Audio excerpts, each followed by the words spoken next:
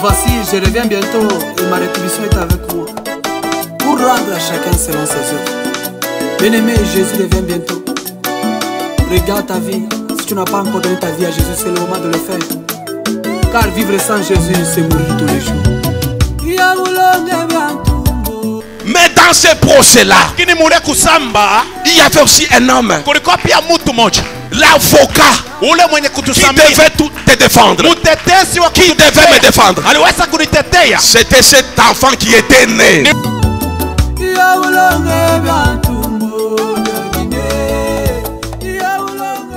Pour ce moment de la parole, Seigneur, nous voulons te confier cette assemblée des saints.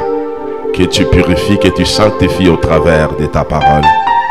Envoie encore ta parole ce matin pour sanctifier ce peuple et pour préparer ce peuple à l'enlèvement, parce que ton Fils revient bientôt.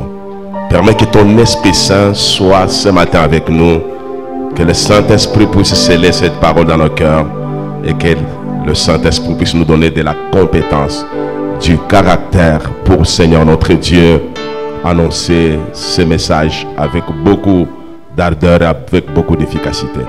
Bénis, Seigneur notre Dieu, ce moment de la parole. Dispose nos cœurs, notre entendement spirituel, que nos oreilles spirituelles s'ouvrent, Seigneur, et que nos cœurs soient visités par ta parole. Nous bénissons ce moment et nous neutralisons tout ce qui ne glorifie pas le nom de Jésus dans cette salle.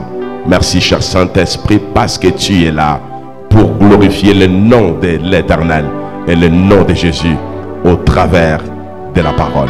Au nom précieux de Jésus, nous venons de prier et nous disons Amen. Acclamons pour la gloire de Jésus. Acclamons très fort, acclamons très bien, très bien, très bien. Que mon Dieu vous bénisse. J'aime bien les blancs, particulièrement les occidentaux, lorsqu'ils sont dans une salle de spectacle ou dans une salle là où on est en train d'animer une émission, et lorsqu'on leur demande d'acclamer, ils le font très bien, avec efficacité, avec zèle, avec dévouement. J'aimerais que tu puisses acclamer avec zèle, avec efficacité, avec dévouement.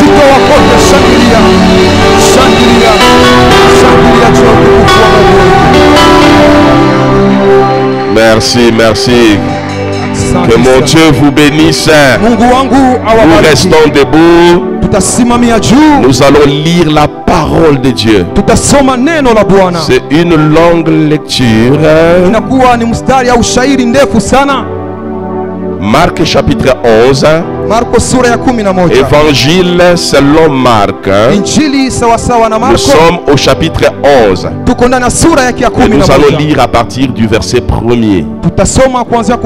Nous lisons la parole au nom de Jésus. Lorsqu'ils approchèrent de Jérusalem et qu'ils furent près de Bethphagée et de Béthanie vers la montagne des Oliviers, Jésus envoya 2 de ses disciples en leur disant: allez au village qui est devant vous. Dès que vous y serez entrés, vous trouverez un ânon attaché, sur lequel aucun homme ne s'est encore assis. Détachez-le et amenez-le. Si quelqu'un vous dit: pourquoi faites-vous cela? Répondez: le Seigneur en a besoin. Et à l'instant, il le laissera venir ici. Les disciples étant allés, trouvèrent l'ânon attaché dehors, près d'une porte, au contour du chemin, et ils le détachèrent. Quelques-uns de ceux qui étaient là leur dirent: que faites-vous? Pourquoi détachez-vous cet ânon? Ils répondirent comme Jésus l'avait dit, et on les laissa aller. Ils amenèrent à Jésus l'ânon, sur lequel ils jetèrent leurs vêtements, et Jésus s'assit dessus. Beaucoup de gens étendirent leurs vêtements sur le chemin et d'autres des branches qu'ils coupèrent dans les champs.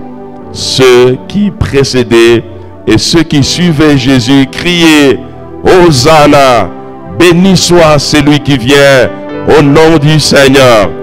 Béni soit le règne qui vient, le règne de David notre Père. Hosanna dans les lieux très haut. » Jésus entra à Jérusalem dans le temple. Quand il eut tout considéré, comme il était déjà tard, il s'en alla à Béthanie avec les 12 paroles du Seigneur. Est-ce qu'on peut acclamer très fort pour nous?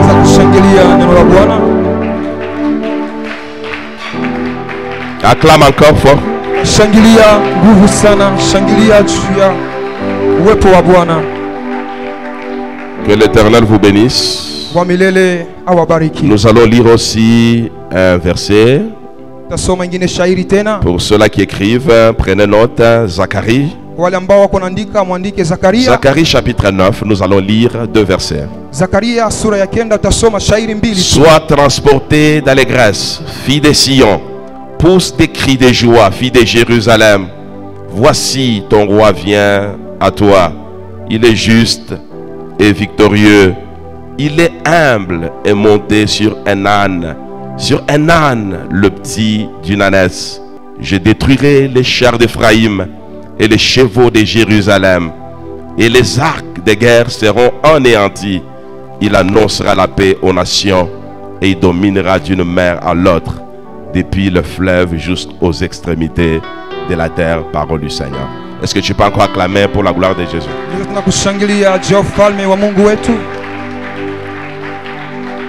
Que mon Dieu vous bénisse et que la paix de Dieu soit avec vous ce matin. Que mon Dieu vous soit encore favorable et que Dieu vous visite au travers de la parole de ce matin. Avant de commencer, comme d'habitude, permettez-moi de m'acquitter d'un agréable devoir.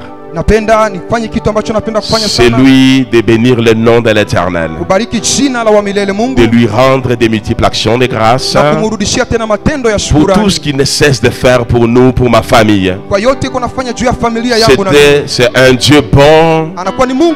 Il nous a fait encore grâce dans notre famille. Et ce matin, il m'accorde encore l'opportunité de vous parler de sa part. Voilà pourquoi je ne cesserai jamais de lui dire merci pour ses hauts faits, pour ses prodiges, pour sa visitation et pour ses bontés qui ne cessent de renouveler chaque jour dans ma vie. Je vous bénis aussi, vous peuple de Dieu, vous qui nous donnez l'occasion de parler de la part du Seigneur. Si tout le monde avait pris la résolution de rester à la maison ce matin, je crois ne parlerai pas aux chaises vides. Si ce matin nous avons encore l'opportunité de parler du haut de cette chair, c'est parce que vous êtes là.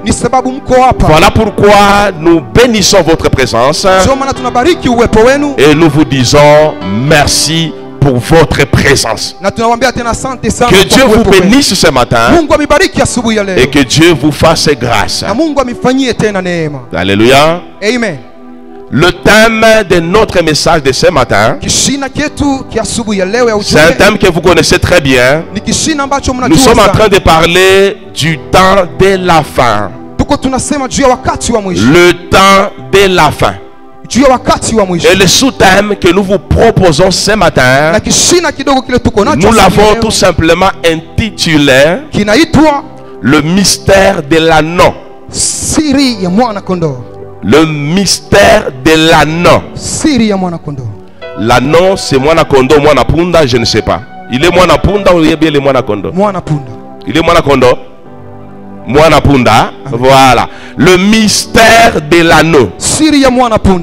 Le mystère, c'est ce qui est caché, Siri ni kitu ambacho que Dieu kimefichwa. va révéler Kile Mungu anapenda au kufunua travers de l'enseignement de ce matin. kupitia mafundisho ya asubuhi ya Que le leo. nom de l'Éternel soit glorifié. Jina la Bwana liinuliwe. Chez les Romains, Katika Warumi, à l'époque de Jésus, kwa wakati ya Yesu Kristo, Jésus a vécu dans ce que nous appelons la civilisation romaine. Yesu aliishi kwa ile ambayo tunaita wakati ya Warumi. Pour comprendre la parole de Dieu, Juu ya kuelewa na kusikia nous neno devons la d'abord Mungu, nous situer dans un contexte historique et géographique. tunapaswa kusoma kuna kuangalia historia au Nous mahali devons ya aussi Warumi. nous situer dans un contexte géopolitique de ce temps-là. Na tunapaswa kuangalia namna siasa ilianza kupitikana kwa ile wakati. Si nous comprenons le contexte géopolitique Kama du tunaelewa namna temps de Jésus, siasa ya wakati wa Yesu là Kristo, nous allons comprendre ce qui s'était passé à Jérusalem. pale tutaelewa mambo lipitikana katika mji wa Yerusalemu. À l'époque de Jésus, Kwa wakati wa Bwana wetu Yesu c'était Kristo, une époque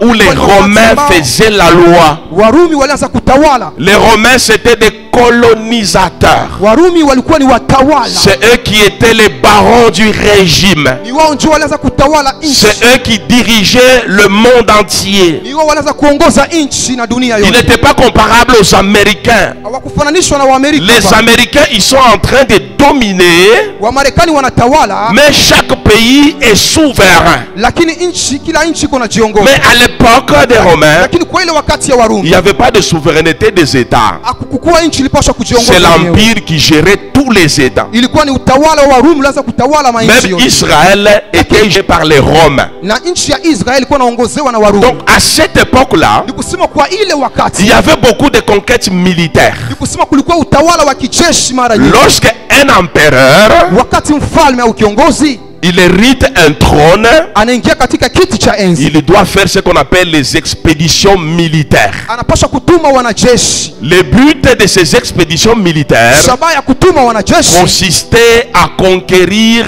les territoires ni juu ya kwenda kushika mji qui na doivent kuitawala, être annexés à l'empire. ile ambao wataingiza katika ufalme wa Warumi. Les Romains avaient des vaillants hommes de guerre. Warumi walikuwa na watu wenye nguvu wa Les kupigana. Romains avaient des généraux 3 étoiles qui sont passés à une bonne école académique. Warumi walikuwa na majemadari wenye nguvu wenye nyota tatu ambao Ils walipita avaient masomo ya des kijeshi. académies militaires de renom. Walikuwa na masomo ya kijeshi, Et c'est des gens qui étaient très bien formés. na ni watu ambao walifunzwa vizuri Et vita. lorsque un général Na wakati jemadari romain wa Kirumi remporte une bataille ou une guerre, anashinda vita, ce général doit être honoré dans la capitale. ule jemadari wanapaswa kumheshimisha ndani ya mji mkubwa. Il devait être accueilli avec pompe. Anapaswa kushpokelewa na Il y furaha avait yote. une grande fête qui était organisée. Kulikuwa sikukuu na sherehe kubwa ambayo walikuwa wanafanya juu ya yule jemadari. Le général était assis sur un cheval. Jemadari alikuwa anapanda juu ya punda, À côté de lui, il y avait des chars. na pembeni yake kulikuwa magari ya Il y vita, avait des cavaliers. na kulikuwa na punda pia. Il faisait une entrée triomphale dans la capitale. Walikuwa wanaingia na vigelegele na shangwe ndani Et ya tout mji, le monde scandait des chants d'allégresse et les chants de joie. na watu wote walianza kuimba na furaha na kushangilia na kucheza. Tout le monde criait vive le général. Watu wote walianza kusema aishi jemadari. Le général doit être honoré Jemadari anapaswa parce kuheshimishwa qu'il a fait une conquête en faveur du régime. sababu ameshinda vita kwa nchi ya Son Mungu. entrée était triomphale. Kuingia kwake walikuwa La wanashangilia na journée kuimba sana. était chômée. Ile siku hakukuwa Il y kazi. avait une très grande mobilisation. Kulikuwa watu wengi siku Tout le ile. monde était mobilisé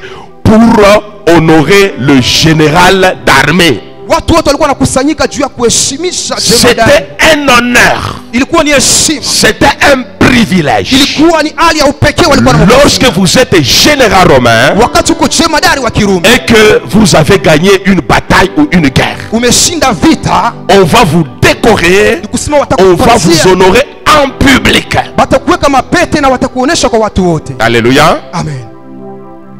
Ce qui s'est passé chez les Romains Ile inaweza kupitikana kwa Warumi, s'est passé aussi un jour dans la ville mythique qu'on appelle Jérusalem. ilipitikana siku moja katika mji ambao tunaita Yerusalema. Jésus-Christ de Nazareth. Yesu Kristo mwa Nazareti. Un jour, lui aussi, Siku moja yeye naye il fait une entrée triomphale dans la ville de Jérusalem. aliingia katika mji wa Yerusalema na shangwe na furaha kubwa na vigelegele. Mais l'entrée de Jésus Lakini kuingia Yerusalema kwa dans la Yesu ville de Kristo Jérusalem ndani ya mji wa Yerusalema n'était pas une copie certifiée conforme à l'original romain. haikukuwa inafanana sawasawa na namna ya kuingia wa kimajemadari wa Warumi. Le général romain qui était couronné, qui était honoré, Jemadari wa Kirumi alikuwa anapatia mapete na c'est mkuheshimisha. un général qui était investi avec pompe. Alikuwa ni jemadari ambaye alikuwa anamshimika na Il y avait une très grande célébration. kusema kulikuwa furaha kubwa na kuimba sana. Et ce type-là, Na ule en lui, mtu on voit même de l'orgueil. alikuwa anajazwa na kiburi. Parce qu'il est honoré par tout le monde. Sababu anaheshimishwa na Il est watu. couronné en public. Anampatia taji kwa watu wote Donc wanaona. c'était un grand événement. Ilikuwa ni kitu cha kushangaisha. Zacharie chapitre 9 verset 9 Zakaria sura ya 9 mstari wa 9 avait prophétisé aussi cet événement dans la vie de Jésus. nala litabiri ile katika maisha ya Yesu Kristo. La ville de Jérusalem Mji wa Yerusalema devait aussi accueillir celui qui est plus qu'un général. ulipaswa kupokelea yule ambaye anapita hata jemadari. Et cette personne-là s'appelle Jésus de Nazareth. Na yule mtu anaitwa Yesu Kristo mwa Nazareti. Jésus Yesu Kristo demande aux disciples anawaambia wanafunzi d'aller dans un village waende katika mji pour détacher un anneau, juu ya kwenda kufungua mwana punda. et Christ va utiliser cet anneau-là Na Yesu Kristo atatumikisha yule mwana punda pour faire une entrée triomphale dans la ville de Jérusalem. juu ya kuingia katika mji wa Yerusalema na vigelegele na shangwe. N'oubliez pas, bien-aimés dans le Seigneur, que le monde chrétien aujourd'hui célèbre ce que nous appelons la fête des rameaux. Msisahau wa ndugu yangu kusema kwamba ulimwengu wa Kikristo unasherehekea J'aime l'église sikukuu catholique. ya Rabo. À l'église catholique, un jour comme celui-ci, quelqu'un qui reste à la maison, c'est un païen, il n'est pas calotin. Mimi napenda kanisa Katolika. Mtu ambaye anabakia siku kama na leo anabakia kunyumba anafananishwa na Le mpagani. dimanche des rameaux, même dans la vie de Lubumbashi, ça se fait sentir. L'église catholique est en train de cartonner. Tout le monde s'arrange pour ne pas rater le culte des dimanches des rameaux. Siku ya Rabo kama ya leo, watu wote wa kanisa Katolika wako wanakusanyika, wanajitayarisha juu ya kwenda kusherehekea. Et la semaine qui commence à l'église catholique, c'est une semaine de carême. Na hii inaanza mwii juma ya kanisa Katolika na Tout le kufanya monde mafungo. est en carême à l'église catholique. Watu wote wako ndani ya mafungo. Il y a ce qu'on appelle le chemin de la croix qui sera organisé Ile ambayo tunaita njia ya msalaba itaongozwa. vendredi pour célébrer la mort de Jésus. Ni juu ya kusherehekea kufa kwa Bwana Et wetu le Yesu. dimanche prochain à l'église catholique, il y aura une grande célébration. Siku ya Mungu iko nakuja kutakuwa Parce que c'est la Pâque. sababu ni Pasaka. Un catholique qui respecte ne peut pas rater la Pâque. Mkatolika ambaye anaheshimu kanisa yake hawezi kukosa siku ya Pasaka. Mais je me pose toujours la question de savoir Na mimi kuna jiuliza ulizochua kujua. d'où est venue cette mauvaise mentalité des pentecôtistes de sécher le culte dominical. Ça vient d'où ça? Hizo wezi mbaya kipentekotisti natokea wapi ya watu kutokufika katika. Les gens qui se disent remplis du Saint-Esprit, Watu ambao wanasema tumejazwa na Roho mais Mtakatifu. devant des événements qui ont une portée spirituelle, ils se comportent comme des gens qui n'ont rien. Lakini watu ambao wanasema kuna Roho Mtakatifu mbele ya matendo kama na haya hawaonekani. Aujourd'hui, c'est un dimanche de rameaux. Leo ni siku ya Rabo. Je crois peut-être en venant ici, vous avez vu nos amis de l'église catholique, chacun avec son rameau. Na mimi kusema wakati mwanza kutoka kunyumba mnaanza kuona bandugu wetu wa Katolika kila mtu iko na litawi yake. Donc c'est une commémoration. La présence du rameau, c'est une commémoration qui est annoncée dans la ville et à travers le monde chrétien. Uwepo wa Rabo ni siku ya kusherekea katika dunia yote. Alléluia. Amen. C'est tout simplement pour nous dire, un jour, il y a un homme Ni siku ya kutambia sema siku moja qu'on appelle Jésus de Nazareth, Mungu anamuita Yesu Kristo mwana qui a Nazareti fait une entrée triomphale dans la ville de Jérusalem. ambaye aliingia kwa shangwe na vigelegele katika mji wa Yerusalema.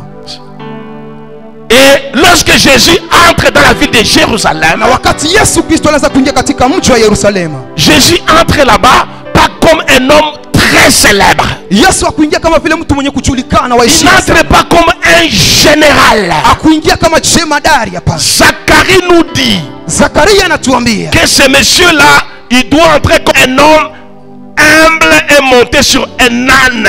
anapaswa kuingia vile mtu wa kujishusha na amepanda juu ya punda. Alléluia. Amen.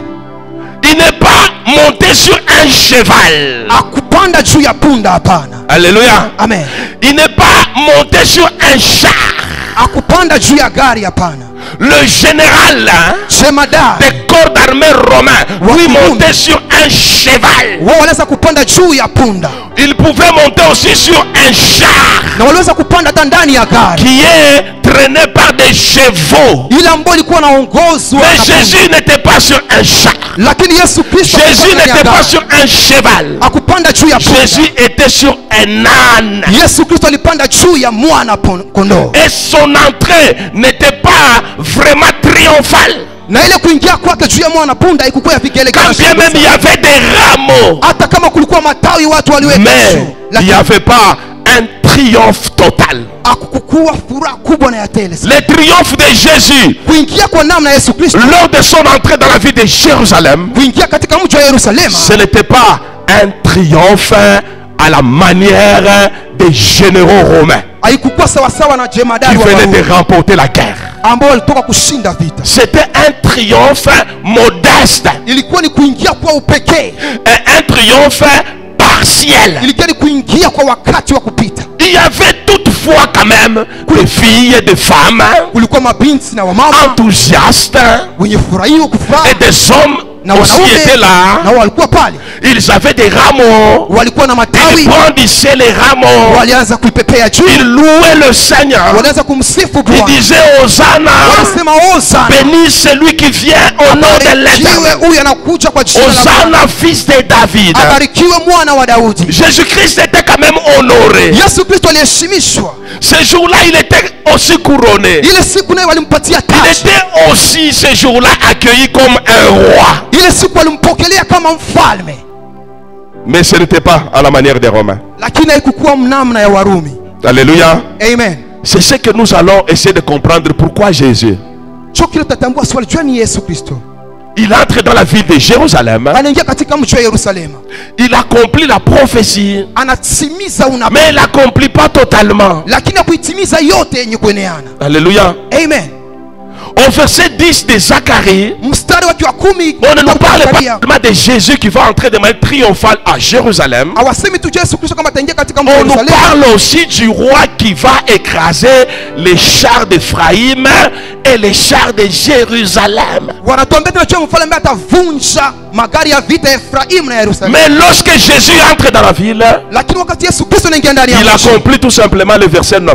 anatimiza tu shairi yake ya Et le kwanza. verset 10, Jésus ne l'accomplit pas. Na ile shairi ya 10 Yesu Kristo Comme hakuitimiza. Jésus n'a pas accompli le verset 10 Kwani Yesu Kristo kutimiza shairi ya de la 10 prophétie de Zacharie, na unabii wa Zakaria, c'est ce qui me pousse à vous dire so inanisukuma niwaambie que l'entrée de Jésus dans la vie de Jérusalem ya kwamba kuingia kwa Yesu Kristo katika mji n'était wa pas Yerusalemu un triomphe total, haikukuwa yenye mais un kuenea, triomphe partiel. lakini ilikuwa ya kipande tu. Maintenant, nous allons comprendre ce matin Na sasa tutaelewa asubuhi ya pourquoi Jésus juu ya nini Yesu n'a pas Kristo accompli totalement akutimiza la prophétie de Zacharie chapitre 9 verset 9 à 10. ile unabii yote ya nabii Zekaria sura ya 9 mstari wa 9. C'est ça le sujet de notre message de ce matin. Jo itakuwa ujumbe. Avant de wa mahubiri continuer, ya asubuhi est-ce ya que tu leo. peux acclamer d'abord pour la gloire de Jésus? Kabla ya kuendelea kushangilia juu ya utukufu wa Mungu, tashangilia juu ya utukufu wa Acclame Mungu. très bien, acclame très bien, Shangilia, acclame. shangilia vizuri sana juu ya utukufu wa Mungu.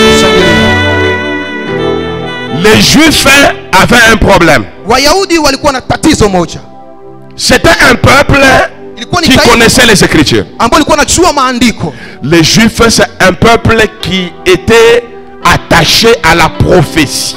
Wayahudi ni taifa ambalo lilikuwa naambatana na unabii. Parce que Dieu Sababu Mungu élevait dans chaque génération un prophète ndani ya kila kizazi anaanza qui était kujiungulia le nabii porte-parole de l'Éternel. ambaye alikuwa msemaji wa milele Mungu. Alors, les Juifs, Na sasa Wayahudi en ce qui concerne le Messie, kupitia kupitia Mesia. Les Juifs avaient deux types de prophéties. Wayahudi walikuwa na La première prophétie, unabii ya kwanza c'était la prophétie de Zacharie chapitre 9, ilikuwa ni unabii wa Zakaria sura que ya nous venons de 9. lire tout à l'heure. Tunatoka kusoma hapa sasa. Il y a aussi d'autres prophéties similaires Kuna maunabii ingine à celle de Zacharie. ambayo iko naongezeka. Une autre prophétie qu'ils avaient, na unabii ingine walikuwa nayo, c'était la prophétie d'Ésaïe chapitre 53. ilikuwa ni unabii wa Isaya sura ya 53. Mais comme ils étaient opprimés par les Romains, sasa vile walikuwa wenye kuzarauliwa na kutawaliwa na Warumi, tout le monde s'accrochait à la prophétie de Zacharie. watu wote walianza kuambatana na unabii wa Zakaria. Alléluia. Amen. C'est ainsi que Jésus, Jo vile Yesu Kristo au lieu de venir sur la terre bali kuja katika dunia pour accomplir la prophétie de Zacharie, ya kutimiza unabii wa Zakaria, Jésus lui vient sur la terre Yesu Kristo anakuja pa dunia pour accomplir la prophétie d'Ésaïe chapitre 53. ya kutimiza unabii wa Isaya sura ya Et cette 53. prophétie nous dit ceci. Na ile unabii inatuambia hivi, Il est venu dans ce monde comme une faible plante. alikuja katika hii dunia kama Il mzaifu, était dans ce monde comme un rejeton qui sortait d'une terre desséchée. alikuwa kama vile mzizi ambao unatoka katika udongo wenye Il n'avait ni beauté ni éclat pour attirer nos regards. kukuwa na uzuri wowote juu ya kutukokota. Il était semblable à celui dont on détourne le visage. Alikuwa anafananishwa na mtu ambaye watu wanaacha na kutupa. Il était comme une brebis muette Alikuwa kama vile kondoo iko kimya, asemi kitu devant les hommes mbele ya watu qui doivent l'amener à la boucherie. wale ambao wanapaswa kumpeleka mahali ya kuchinjiwa. Et cette brebis-là était muette. Na huyu kondoo hakukuwa anasema kitu. C'est une brebis qui avait choisi Alikuwa ni kondoo ambaye alichaguliwa la voie de Golgotha kupitia katika njia ya au lieu Golgotha, de choisir la voie de triomphe à la manière des Romains. pala kuchagua njia ya sifa na kavumu sawa vile Dans la Warumi. prophétie de Zacharie, Ndani ya unabii wa on nous Zakaria dit qu'il va entrer dans la ville de Jérusalem. wanatuambia ataingia katika mji wa Il Yerusalemu. va entrer comme un général. Ataingia kama vile Lorsqu'il jemadari. entre comme un général, Wakati anaingia kama jemadari, c'est pour détruire tous les chars de Jérusalem. ni juu ya kuharibu magari yote ya C'est vita ya pour Yerusalemu. renverser le gouvernement. Ni juu ya kuangusha serikali. C'est pour récupérer le pouvoir politique Ni juu ya kubeba utawala wa et récupérer kisiasa le pouvoir économique. na kuruhusu utawala wa kiuchumi. Les Juifs Lakini Wayahudi s'attendaient à un Messie walianza kuchunga Mesia qui vient pour la libération totale du pays. ambaye atakiwa kukomboa nchi yote Ils nzima. s'attendaient à un Jésus Walianza kuchunga Yesu qui entre de manière triomphale ule ambaye ataingia kwa shangwe, à la manière des généraux. ataingia kunamna ya Gideoni. Vous savez, les Juifs, hein, Mnajua Wayahudi lorsqu'ils voyaient comment on couronnait un général romain, wakati walianza kuona jinsi walikuwa wanampatia taji jemadari wa Kirumi, ça leur faisait du bien. ilianza kuwafurahisha Ils sana. disaient un jour, Walisema siku moja, Nashiaba, même nous, Mungu alisemaka, Dieu avait dit, je vous enverrai aussi un général nitamitumia na nyie jemadari qui va aussi vous libérer de la domination. yule ambaye atamikomboa katika Parce utawala. que vous êtes un peuple de Dieu, Sababu vile mko taifa la choisi Mungu depuis la fondation du ambao monde. mlichaguliwa tangu misingi Ils ya dunia. s'attendaient à ça. Walianza kuchunga kuja kwa Mesia. C'est comme cela que Jésus a été accueilli en triomphe dans la ville de Jérusalem. Ndio maana Yesu Kristo alimpokelea na shangwe na vigelegele katika mji wa Jésus Yerusalemu. entre à Jérusalem. Yesu Kristo anaingia katika mji wa La fête Yerusalemu. est organisée. Wanafanya siku kuu. Les mamans avaient étalé leur panier. Mama walitandika bikwembe chini. Il y avait les mandalala, les rameaux Walikuwa na matawi. qu'on secouait de toutes parts. Walianza kuichezesha Les chini. gens étaient en train de chanter, Watu walianza de kuimba. crier, de pousser des cris de Walianza joie. kusukuma sauti na Jésus était kufurahi. monté sur l'âne, Yesu Kristo alikuwa juu ya sur mwana. l'anneau. Alikuwa juu ya mwana. Tout le monde scandait des chants d'allégresse. Wote walianza kuimba. Ce jour-là, c'était la libération des Juifs. Ile siku ilikuwa ni juu ya ufungulivu wa Wayahudi. Mais curieusement, après cette entrée triomphale, Lakini kwa kushangaisha, baada ya Yesu Kristo kuingia, les Juifs, Wayahudi ils posent la question à Jésus. wanamuuliza Yesu Kristo swali, Comment ça va se passer cette histoire d'un coup d'état militaire Ni namna gani hii kukamata serikali contre la civilisation romaine? ya utawala wa Warumi? Jésus répond de manière bizarre. Yesu Kristo anawajibu ovyo ovyo. Il leur dit ceci, Anawaambia hivi, que mon pouvoir n'est pas de ce monde. aseme utawala wangu hauko wa hii dunia. Jésus venait de décevoir tout un peuple. Yesu Kristo akawavunja moyo taifa Il yote. s'attendait à une libération politique. Wao walianza kuchunga kufunguliwa Il s'attendait kisiasa. à une libération économique. Walianza kuchunga Il kufunguliwa s'attendait kiuchumi. à une indépendance totale. Tchatcha. Walianza kuchunga uhuru. Au lieu que Jésus donne l'indépendance totale, Yesu Kristo kuleta uhuru wote wa Jésus dunia. est en train de dire au peuple, Yesu Kristo anaambia taifa yote, je ne suis pas venu aseme mimi sikuja pour le pouvoir du monde. juu ya utawala wa hii dunia hapa. Autrement dit, Au namna c'est comme nyingine si Jésus iko sawa vile Yesu Kristo contredisait la prophète, alianza kwenda la kinyume na unabii. prophétie de Zacharie. Alianza kwenda 9, kinyume na verset unabii 10. wa Zakaria sura ya 9 mstari wa 10. Là, c'est comme s'il y avait une contradiction. Pale kwa sababu kulikuwa mvurugo. Or, Dieu ne peut jamais se contredire. Mungu hawezi kujivuruga tasa. Alléluia. Amen. Dieu ne peut jamais se contredire. Mungu hawezi kusema vitu viwili vya Ce kuachana. qu'il a dit, Kila alisema il va le réaliser. ataitimiza Au temps marqué par lui-même, kwa wakati ambao yeye il mwenyewe va le ameweka. réaliser. Atatimiza.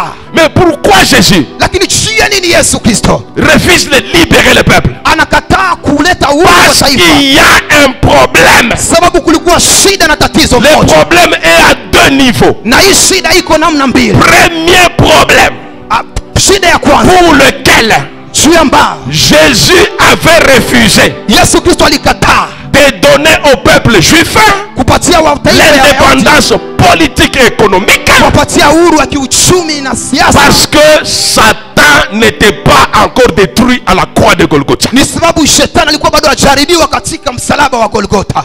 Prendre le pouvoir Beba mamlaka sans passer par la croix de Golgotha, bila kupita katika msalaba wa c'est un Golgotha piège pour Jésus. ilikuwa ni mtego kwa Et Yesu c'est un Kristo, piège pour le peuple. na ilikuwa ni mtego juu ya Le taifa la peuple Wayahudi. ne comprenait pas le plan de Dieu. Wayahudi hawakujua matengenezo na Satan matayarisho ya était Mungu. encore le chef de ce monde. Shetani alikuwa sawa vile kiongozi wa hii C'est lui dunia.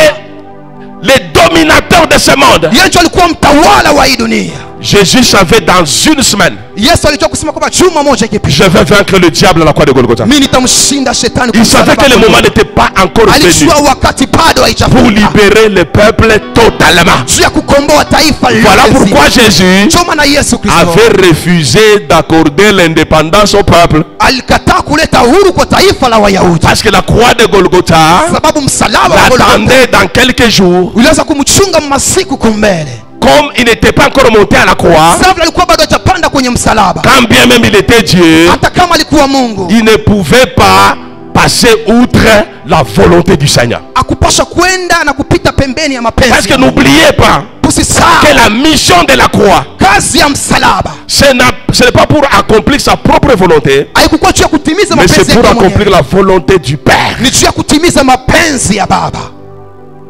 Deuxième niveau du problème, Na hatua mbili ya mambo na shida c'était le problème de l'anneau. ilikuwa ni juu ya mwana punda, Le problème de l'anneau. ilikuwa ni juu ya mwana punda. L'anneau, c'est prophétique. Mwana punda anajionyesha katika hali ya kinabii.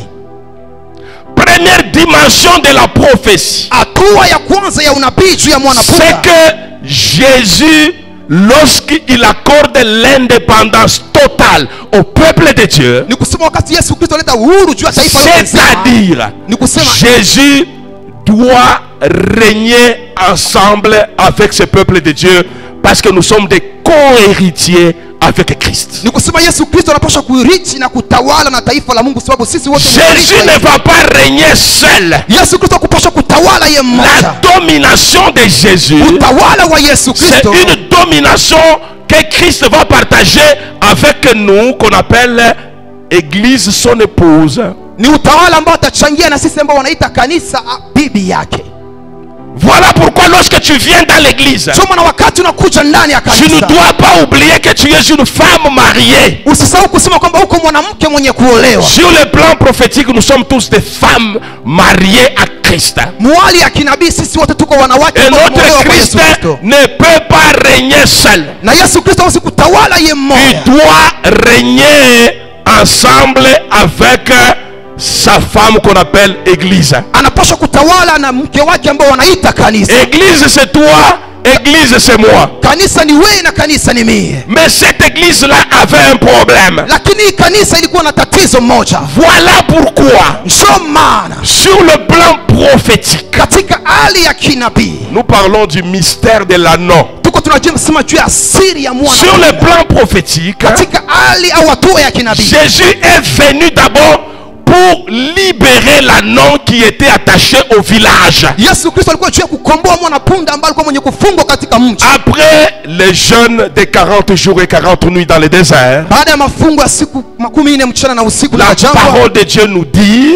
neno la Mungu linatuambia comme il était de coutume, sasa vile ilikuwa zoezi, Jésus s'était rendu Yesu akaenda dans une synagogue ndani ya hekalu qui se retrouvait dans une ville qu'on appelait Nazareth. ambao ilikuwa ndani ya mji ambao tunaita Jésus a Nazareth. grandi à Nazareth. Yesu Kristo alikomalia Voilà katika mji pourquoi wa on Nazareti. appelle Jésus de Nazareth. Ndio maana wanamuita Yesu Kristo mwa Nazareti.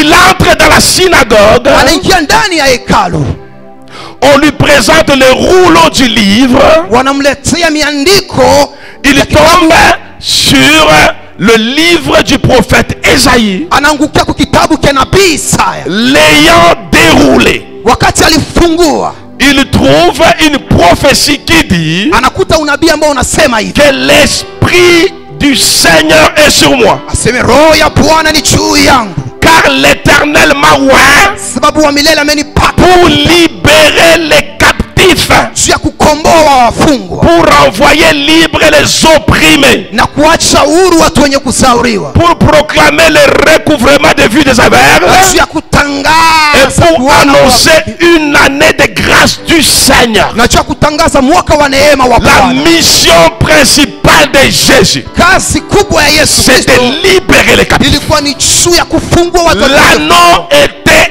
attaché au village. mwana punda alikuwa mwenye kufungwa ndani ya kijiji. Le village, c'est le symbole du monde. Kijiji ni picha ya dunia, L'anneau, c'était le symbole de l'église. mwana punda ni picha ya kanisa, C'était le symbole ilikuwa ni kionyesho, de tous les membres de l'église que nous sommes. ni wale ambao watu wote ambao wa kanisa ambao tuko Avant l'avènement de Jésus, kabla ya kuja kwa Yesu Kristo. la parole nous dit que nous étions des hommes perdus. Neno natuambia kusema tulikuwa watu wenye On kupotea, n'avait pas de droit de cité en Israël. hatukukuwa na ruhusa ya kupata mji katika nchi On ya Yerusalemu. appartenait à la race des nations. Tulikuwa katika uzao wa mataifa, Et Jésus est venu dans ce monde na Yesu Kristo alikuja katika hii pour nous libérer juu ya kutukomboa de l'influence des nations. juu ya chini ya utawala wa L'anneau mataifa. qui était attaché au village, Yule mwanapunda alikuwa mwenye kufungwa na kijiji, c'est le symbole de l'église inakuwa ni picha qui ya était kanisa encore dans le monde. ambayo ilikuwa ndani ya dunia.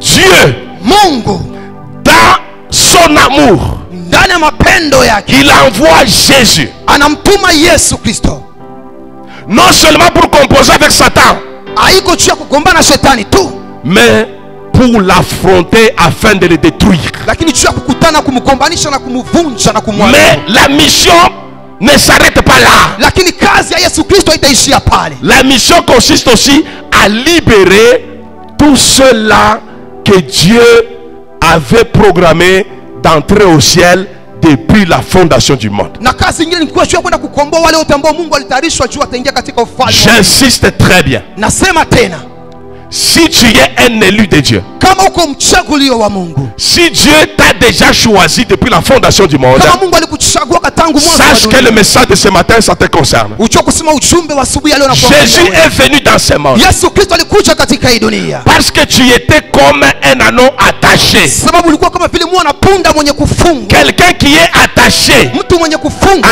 un arbre, kwenye mti c'est quelqu'un qui est condamné à mort. ni mtu mwenye kuhukumiwa ndani ya kifo. Une chèvre qui est attachée, Mbuzi ambaye amefungwa il n'a pas une marge de manœuvre. hawezi kutembea. Il doit seulement brouter dans les environs. Ni kusema atakula majani iko pembeni ya mti. Et s'il n'y a plus de l'herbe fraîche, Na kama hakuna majani mabichi, je crois que cette chèvre-là aura des problèmes. na mimi ni kusema yule mbuzi hatakuwa na. Toi et moi, on était comme un ânon qui est attaché au village. Mimi na wewe tulikuwa sawa vile mwana punda ambaye alikuwa amefungwa ndani ya kijiji. Le monde est comparable à un village. Dunia inafananishwa na kijiji. Et là, on était sous la domination de Satan. Mti ni kifananisho cha utawala wa shetani. Maintenant, Dieu dans son amour, Mungu ndani ya mapendo yake il envoie Christ. anamtuma Kristo. Et lorsqu'il envoie Christ, Na wakati anamtuma Kristo, Christ lui aussi envoie deux personnes. Yesu Kristo anatuma watu wawili. Alléluia. Amen. Suivez bien, c'est un message qui te concerne, il est prophétique. Nifuate mzuri, ni ujumbe ambao unakuangalia na wakinabii. Le Père envoie le Fils. Baba anatuma wana. Au lieu que le Fils se déplace lui-même Pale ya mwana kwenda yeye mwenyewe pour aller détacher l'anneau qui est coincé au village, sio kwenda kufungua mwana punda alikuwa amefungwa na kijiji. le Fils envoie lui aussi deux personnes Mwana anatuma watu wawili pour l'aider à détacher cet anneau-là qui est coincé au village. sio kumsaidia kufungua yule mwana punda alikuwa amefungwa ndani ya kijiji. Le thème de mon message, Kishina cha ujumbe wangu c'est le temps de la fin.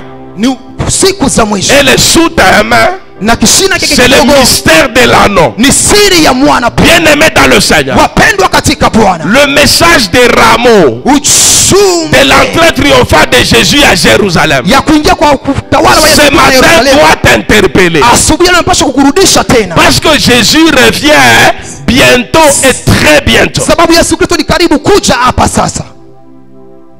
Saisis bien la prophétie. Beba sana hiyo Parce que unabii. bientôt je vais terminer mon message. So mimi nataka kumaliza ujumbe wangu. Je vais bientôt terminer mon message. Nataka kumaliza ujumbe wangu.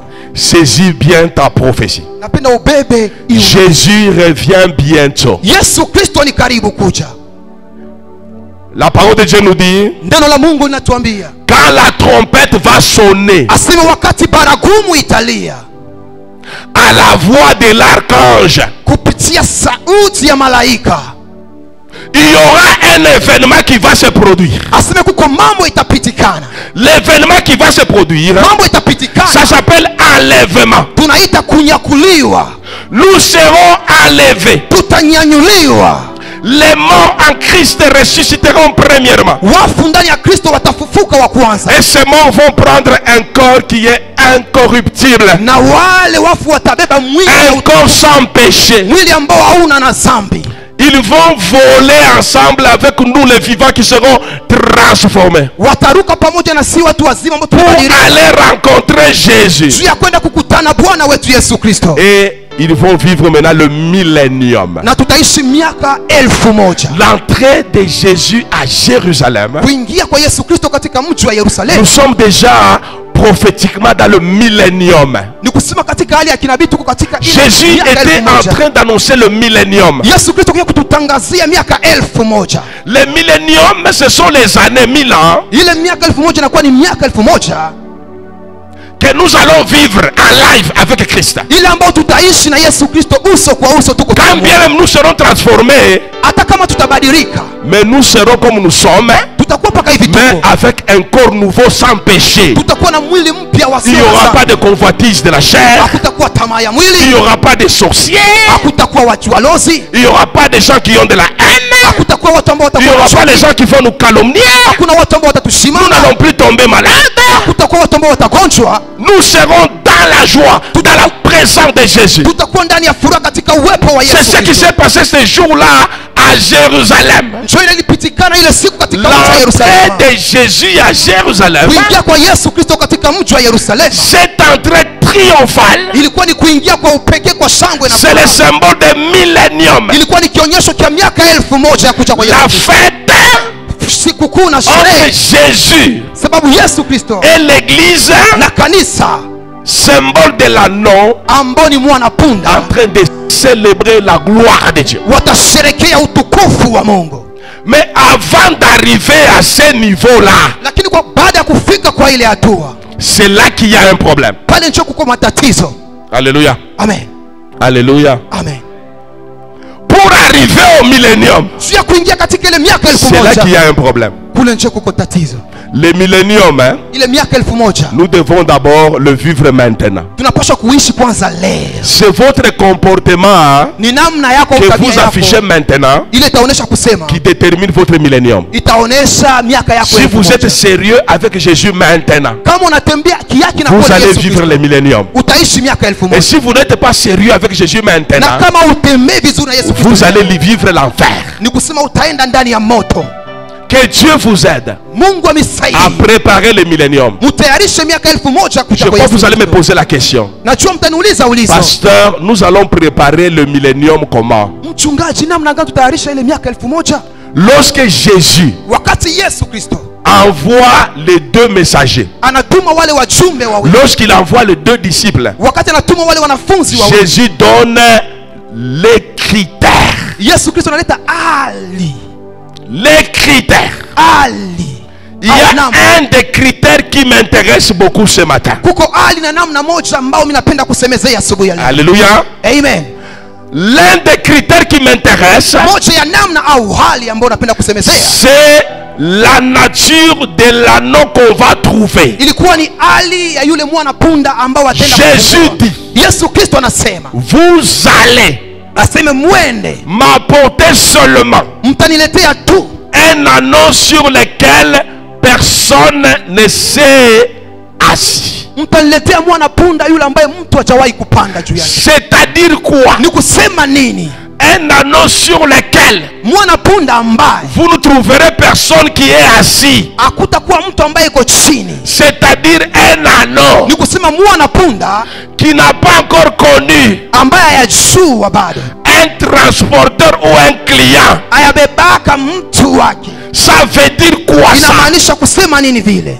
Ça veut dire, Inamaanisha kusema allez-y, aseme mwende préparez-moi seulement mujitayarishie mimi pour le millénium juu ya miaka 1000 un anneau qui est vierge. mwana punda ambaye iko bikira. Dieu insiste sur la virginité dans l'église de Dieu. Mungu iko nasema juu ya ubikira ndani ya kanisa la Mungu. Lorsqu'on nous parle de paraboles de 10 vierges, Wakati uko tunatusemea juu ya fumbo ya on nous dit bikira, il y avait 5 vierges folles wanatuambia kulikuwa mabikira 10 et wapumbavu 5 vierges sages. na kulikuwa mabikira 5 wenye hekima. L'époux doit venir la nuit. Ni kusema bwana harusi atakuja usiku, Et l'époux qui vient la nuit, na ule bwana harusi atakuja usiku, il doit faire le mariage avec les vierges. anapaswa kufanya ndoa na mabikira Avec les vierges. na wadada mabikira. Dieu insiste sur la virginité. Mungu iko nasema sana juu ya ubikira. L'église de Dieu Kanisa la Mungu doit marcher dans la virginité. inapaswa kutembea katika maisha ya ubikira asipokujua mwanaume. Et un homme de Dieu, un jeune homme m'a posé une question un jour de savoir si un serviteur de Dieu peut épouser une fille qui n'est plus vierge. Kwa kijana mmoja niulizaka ulizo aseme mtumishi wa Mungu anaweza kuoa mwanamke yule ashakujua wanaume? Je lui ai dit oui. Nilisema ndio. Il me dit non papa. Haiwezekani. Dans l'Ancien Testament c'est pas comme ça. Ndani ya agano la kale Je lui ai dit oui. naambia kweli. On n'est plus dans l'Ancien Testament. Hatuko ndani ya agano la kale. Dans l'Ancien Testament, Ndani ya agano la kale la virginité d'une femme ubikira wa mwanamke était obligatoire. ilikuwa inashurutishwa kwa Une wanadada na femme qui avait perdu la virginité mwanamke ambaye alipoteza était ubikira considérée comme une prostituée. walikuwa wanamfananisha sasa pale mwanamke kaapa. Voilà pourquoi on pouvait les lapider d'après la loi de Moïse. Ndio maana walipaswa kumpiga kwa majiwe sawa sawa na sheria. Mais dans le Nouveau Testament, Lakini ndani ya agano jipya on ne demande pas aux jeunes garçons d'aller chercher uniquement les filles qui sont vierges corporellement. awambie wa vijana wanaume kwenda kutafuta Dans le wadada Nouveau ambao Testament, katika kile lorsqu'on agano parle de jipya. la virginité, il s'agit de la pureté de votre cœur. Wakati wanasema juu ya ubikira ni kusema ni juu ya utakaso wa roho yako. Dieu regarde l'église comme une femme vierge. Mungu kunaangalia kanisa sawa vile mwanamke bikira. Oh, dans l'église, il y a les hommes, il y a les femmes. Na ndani ya kanisa kwa wanawake na wanaume. Lorsqu'on parle de la virginité corporellement, Wakati tunasema juu ya on ne voit que les femmes. tunaona tu On wanawake. ne voit pas les hommes. Hatuone wanaume. Chez les hommes, on parle de la chasteté.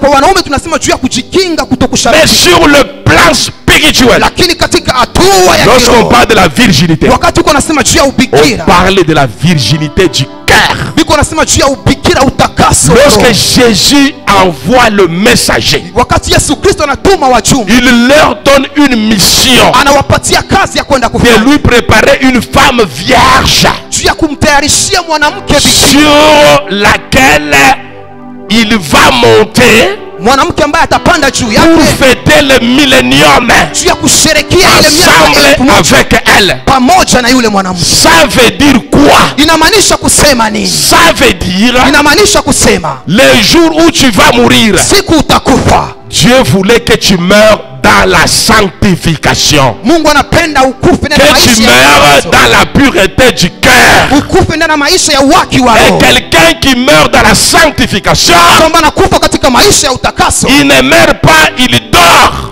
akufi lakini analala. Il ne meurt pas, il se repose. Akufi lakini anapumzika.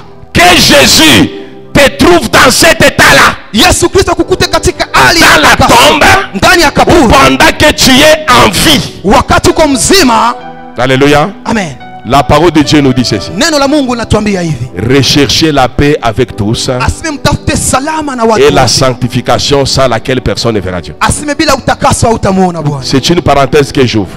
Ni ufunguo ambao mimi nafungua Dans l'église Mission du Salut de la Foi, ndani ya kanisa Mission du Salut de la Foi. je trouve que vous trichez beaucoup avec la parole de Dieu. Mimi naona mko mnaenda kinyume na neno la J'ai Mungu. constaté que les gens fournissent des efforts pour ne pas marcher dans l'impudicité. Mimi naona watu wako najikaza kutokutembea Les katika gens maisha ya fournissent uasherati. des efforts pour ne pas s'enivrer de manière à scandaliser les gens. Watu wanajikaza kutokulewa, Ils fournissent des efforts pour ne plus suivre les films pornographiques. wanafanya nguvu yao yote bila kufuata mafilamu ya washerati. Beaucoup ont compris le message, ils fournissent des efforts pour ne plus tomber dans la fornication. Watu ambao wamepokea ujumbe, mfanye nguvu juu msianguke katika maisha ya uzinifu na washerati. Mais beaucoup de gens sont en train de vivre dans les conflits. Lakini watu wengi wako wanaishi katika magombano na vita, Les kutokusikiliza, conflits avec les hommes de Dieu, kutokusikilizana na watu wa Mungu, les conflits avec les servantes de Dieu, kutokusikilizana na vichakazi, les conflits entre enfants de Dieu. kutokuwa na mapatano katikati ya watoto wa Dieu Mungu. a besoin d'une femme qui est vierge. Mungu anahitaji mwanamke bikira. Il y a un frère qui m'a toujours scandalisé. Kuko ndugu ambaye shakunichosha sana. Heureusement, ce frère n'est plus avec nous. Yule ndugu hayuko Lorsque pamoja. ce frère-là, Wakati yule ndugu il vous présente l'évangile, anakutangazia habari njema, vous allez voir que donc lui c'est le petit frère de la sainteté. utaona sasa vile yeye ni mloko yake ya utakaso. Mais c'est un frère qui vit dans un conflit permanent avec les hommes de Dieu. Lakini ni ndugu ambaye apatanake na watu. Recherchez la paix avec tous. Tafuteni salama na watu wote. Vous pouvez marcher Unaweza dans kutembea la sanctification partielle. ndani ya maisha ya utakaso. Mais si vous ne vivez pas en paix avec votre pasteur, Lakini kama hauna vous msalama na êtes mchungaji wako, candidat en enfer. ni kusema utaenda na kutupwa ndani ya Jésus moto. revient bientôt. Yesu Kristo ni karibu kuja. Vous devez chercher la réconciliation. Mnapaswa kutafuta masikilizano. Un homme de Dieu lui pose la question. Mtu wa Mungu anamuuliza swali. Il y a, voilà ce que j'ai appris. Jo kile mimi nilipata mafundisho. Pourquoi tu ne veux pas aller voir le pasteur Jia nini upendi kwenda kumuona? pour harmoniser avec lui? Jia kwenda kusimulia. Lui-même il répond très bien. Yana jibu kusema. Il dit je sais que le pasteur est fâché. Mimi nayo aseme mchungaji ashakusirika. C'est difficile que j'aille le voir. Ni vigumu sana niende Donc kumuona. il est conscient Yeye zamiri yake na mkuu. qu'il est en conflit avec celui qui appelle son pasteur. Apatane na ule ambao wanaita Mais mchungaji il wao. refuse Lakini de mener des démarches na pour kutusha se réconcilier avec son pasteur. kwenda kutengeneza na mchungaji wake. Mais il continue à prêcher le message de la sainteté. Lakini iko natangaza habari njema ya utakaso. Alléluia. Amen. Voilà pourquoi on dit que vers le temps de la fin, Ndio maana wanasema tuko wakati. beaucoup de serviteurs seront des orgueilleux. Aseme wakati wa mwisho watumishi wengi wa Mungu watakuwa Tu vois l'orgueil, hein? kiburi. J'avais dit la fois passée Nilisema siku ilipita. que ça te permet de montrer aux gens que toi tu connais beaucoup. Itakuonesha kumbele watu waseme wewe unajua Mais sana. en réalité tu ne connais pas. Lakini kiaki na kweli huyu wako kitu. C'est de montrer aux gens qu'on est bijou très bien. Si pour te montrer que unabijua Toi sana. tu sais prêcher le message de la sanctification. Mimi nishakubiri ujumbe utakaso. Mais lorsque on prend le scanner de la parole, hein, Lakini wakupisha on fait passer sur toi, hein, kuscanner ya on se neno. rend compte que tu es nul. Banaangalia kusema uko hauna na Tu es kitu. tout simplement une cymbale qui retentit pour rien. Uko saa vile. Jésus revient bientôt. Yesu Kristo anakuja hapa sasa. Il a besoin d'un anneau. Anahitaji mwana punda. On doit vous détacher de cela. Munapaswa kukufungua. Mais vous devez répondre à un critère. Munapaswa kukuwa na namna moja. Soyez en paix avec tous. Muwe na salama na watu wote. Dans cette salle, Dieu me dit, Ndani ya uchumi. il y a beaucoup de gens Ndani ya ukumbi qui ne kuna sont watu. pas en paix avec leur pasteur. Kuna watu ambao wana usalama na Ma mchungaji. soeur, je suis en train de te plaindre. Dada yangu niko na Je sais que tu ne vis pas en paix avec moi. mimi najua uishi pamoja nami. Je sais que tu me critiques souvent. Najua kuna nishimanga Ça sana. veut dire qu'il y a un problème entre toi et moi. Ni kusema kuko shida katikati yangu mimi na Parce wewe. que je suis l'objet de critiques chaque jour dans ta bouche là. Sababu uko unanisema sana, uko unanisema sana. C'est-à-dire qu'il y a un problème avec moi. Ni kusema kuko shida na matatizo Viens katikati yangu chercher na wewe. la réconciliation. Kuya tupatane. Jésus revient bientôt. Yesu Kristo ni karibu Et kuja. si tu meurs dans cet état-là, Atoka mwile hali usibaki. tu seras perdu. Utapotea. Tu seras perdu. Utapotea. Je sais qu'il y a les gens. Lorsque le diacre insiste Masiko anasema sur la sorcellerie, moi je dis amen. mimi nasema Je me dis c'est Dieu qui l'inspire. Alléluia. Amen. Il a insisté sur l'esprit de sorcellerie. Alisema juu ya roho ya ulozi. Alléluia. Amen. Il y a les gens qui sont incrédules. Kuna watu ambao wana moyo mgumu. Vous êtes encore attachés au village. Ni kusema huko mwenye kufungwa ndani. Vous vivez encore dans la sorcellerie. Huko naishi ndani ya ulozi. Mais vous venez à l'église. Lakini unakuja ndani ya kanisa. Ce qu'il a dit c'est prophétique. Kila alisema iko Et je sahihi confirme matabiri. que c'est vrai. Na mimi nasema ni kweli. Surtout du côté des mamans. Kwa mama. Beaucoup de mamans vivent dans la sorcellerie. Ba mama ba mingi ni balozi. Nous vous connaissons. Tunamijua. Mais nous n'avons pas l'obligation de vous chasser de l'église. Lakini tuna shuti ya kumifukuza. Cessez votre sorcellerie. Muache ulozi wenu. Cessez votre sorcellerie. Muache ulozi wenu. Alléluia. Amen. Cessez votre sorcellerie. Muache ulozi. Vous cherchez à toucher aux femmes de serviteurs pour qu'on dise que Shunona, Babibi Watumishi aura problème. On connaît tout ça. Munapenda kugusa kwa hiyo Et watumishi nous ya sommes Mungu. divinement avertis. Na Mungu ashakutuambia ile mambo. Vous n'allez pas réussir. Hamutaweza. Parce que ça c'est l'église de Dieu. Sababu hii ni kanisa ya Mungu. Alléluia. Amen. La sorcellerie ça ne paye pas. Ulozi ni pake hapa. Ça ne paye pas, bien aimé dans le Seigneur. On ne mélange pas quelque chose ici. Peut-être toi tu as eu la grâce d'avoir la sorcellerie dès le bas âge. Nous on n'a jamais goûté à la sorcellerie. Jamais. Moi qui vous parle, je n'ai jamais goûté. Même lorsque j'étais bébé, je n'ai jamais goûté à la sorcellerie. Jamais à la magie. Je rends témoignage à la vérité. Mais ce que Dieu a fait pour nous, c'est plus que ce que tu as en tant que sorcier. Abandonne la sorcellerie.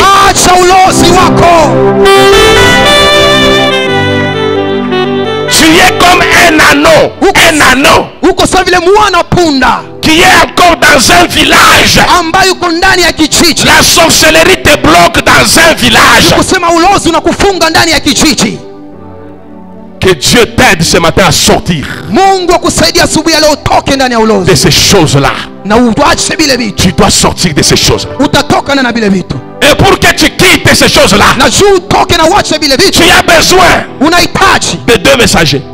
Le premier c'est la parole. Le deuxième c'est le Saint-Esprit. Oh, la parole qui s'est faite chair, c'était Jésus de Nazareth. Aujourd'hui Jésus, il te parle au travers de ton pasteur. Je suis en train de te prêcher la parole parole de Dieu, derrière la parole que je te prêche, il y a un deuxième messager. C'est le Saint-Esprit de Dieu qui doit t'aider à te convaincre du péché, du jugement et de la justice. Ton jugement, c'est le message que je te prêche. L'homme de Dieu a dit ceci: ce qu'un homme aura semé, il le moissonnera. Vous voulez semer la sorcellerie, vous allez récolter ce que vous êtes en train de semer. Nous savons que les satanistes du quartier Golf, ils ont dit ceci: on ne va jamais permettre au quartier Golf Malela, on ne va jamais permettre au quartier Golf Malela qu'il y ait une véritable église qui marche dans la crainte de Dieu, qui prêche le message de sainteté, qui prêche l'évangile, qui conduit les âmes au ciel. Cette église-là sera combattue. Je sais, nous sommes combattus. Je n'oubliais jamais ça. Les satanistes du quartier Golf, ils nous combattent. Les rosicruciens du Golf, ils nous combattent.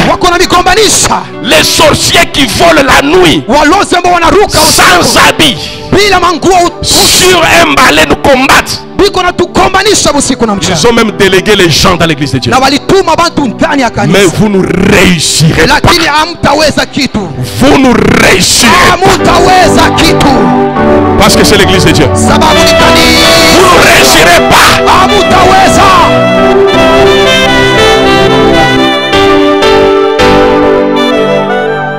Nous n'avons pas besoin nous de faire le mélange.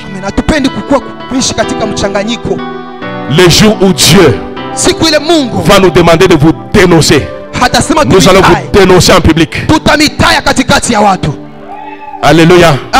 C'est maintenant qu'il faut changer. Alléluia. Amen. Nous avons le Saint-Esprit qui nous donne de la patience pour vous nous donner le temps de sortir du village. Voilà pourquoi nous insistons beaucoup sur la parole de Dieu, pour que la parole vous aide. Mais cela ne veut pas dire que Dieu ne nous parle pas. Dieu nous parle, nous vous connaissons. Nous connaissons votre tactique. Nous connaissons votre stratégie. Vous passez de maison à maison pour détruire notre église, pour détruire notre pasteur, pour détruire les anciens de l'église. Nous connaissons votre pratique. Nous connaissons vos méthodes. Nous connaissons vos stratégies d'aller de maison à maison pour détruire les hommes du Seigneur. Ce que l'homme aura semé, il est moissonnera. Continuez toujours comme ça. Bientôt vous allez pleurer. Dieu lui-même va s'occuper de vous. Est-ce qu'on peut acclamer le Seigneur?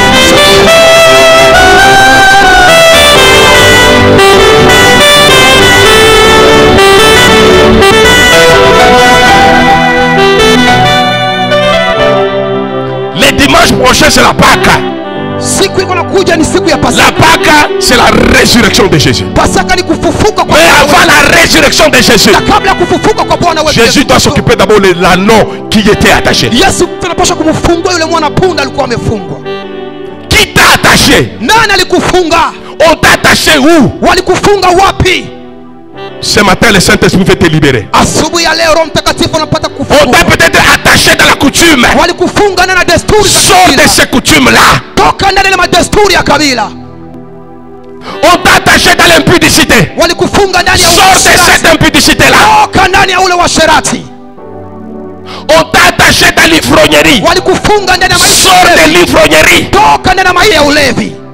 On t'a attaché dans le murmure de calomnie. Sors de la calomnie. Tu es attaché à quel arbre? walikufunga kumujikani. Le Saint-Esprit est là pour te libérer. Roho Mtakatifu iko hapa juu ya kukufungua. Jésus est venu pour libérer les captifs. Yesu Kristo alikuja juu ya kukomboa wafungwa. Il ne veut pas régner seul. Akupenda kutawala, il veut régner avec toi. Anapenda kutawala pamoja mais na wewe. lorsqu'il te regarde, Lakini wakati il voit anakuangalia, que tu es captif. anaona uko mwenye kufungwa. Sors de ta sorcellerie. Toka ndani ya ulozi wako. Sors de ta pornographie. Toka mwile maisha ya kuangalia mafilamu. Sors de la masturbation. Toka na maisha ya kujifurahisha. Sors du mensonge. Toka maisha ya bongo. Sors de la trahison. Toka maisha ya kutendea watu. Tu as beaucoup trahi Jésus. Usha kumtesa Yesu sana. Sors de la trahison. Toka mwile maisha ya Yuda. Jésus était venu même pour libérer Judas. Yesu Kristo alikuja kumkomboa na Yuda na. Judas lui-même s'était pendu pour rien. Yuda kujitundika bure hapana. Lui aussi, il était candidat à la délivrance. Na alipaswa kufunguliwa. Alléluia. Amen. Parce qu'il avait honte. Sababu alikuwa na. Voilà pourquoi il s'est pendu. Ndio maana alijitundika. N'aie pas honte de ta sorcellerie. Sinon tu vas te pendre. Amen. Viens tout simplement. Kuya tu. Dites-nous, pasteur. Baba mchungaji. Voici je suis candidat, je viendrai chez toi à la maison, tout habitosha. Parce qu'à tout mélanger, que tout habitosha, on n'a pas peur de la sorcellerie, je viendrai. Mais prends le courage. Accepte qu'on te détache de ces choses-là. Ça va t'amener en enfer pour rien. Jésus a pitié de toi ce matin. Tu vis beaucoup dans le péché. Tu vis dans les conflits avec les gens. Tu te dis serviteur de Dieu. Tu te dis servante de Dieu. Mais tu es trop conflictuel. Trop médisante. Tu es calomniateur. Tu es enflé d'orgueil. Tu es ennemi des gens de bien. Sors de ces choses-là. Tu es attaché à quel arbre ce matin? Jésus est là pour te détacher de là. Il a déjà envoyé 2 émissaires. Ils sont là ce matin. La parole de Dieu est là ce matin. Le Saint-Esprit est là ce matin. Le Saint-Esprit te parle. Sors de ces choses-là. Sors de ces choses-là. Jésus revient bientôt. Dimanche, il veut célébrer la Pâque avec toi. La Pâque, c'est la régénération. La Pâque, c'est la restauration. La Pâque, c'est le commencement de nouvelles choses avec Jésus. Mais Jésus ne peut pas faire de bonnes choses si tu es encore attaché au village. Tu es attaché à la vie du péché. Jésus ne fera rien. Il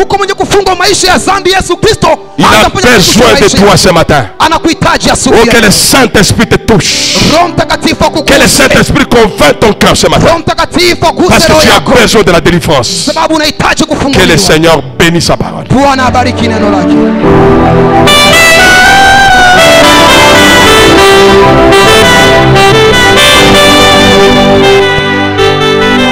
Tu vas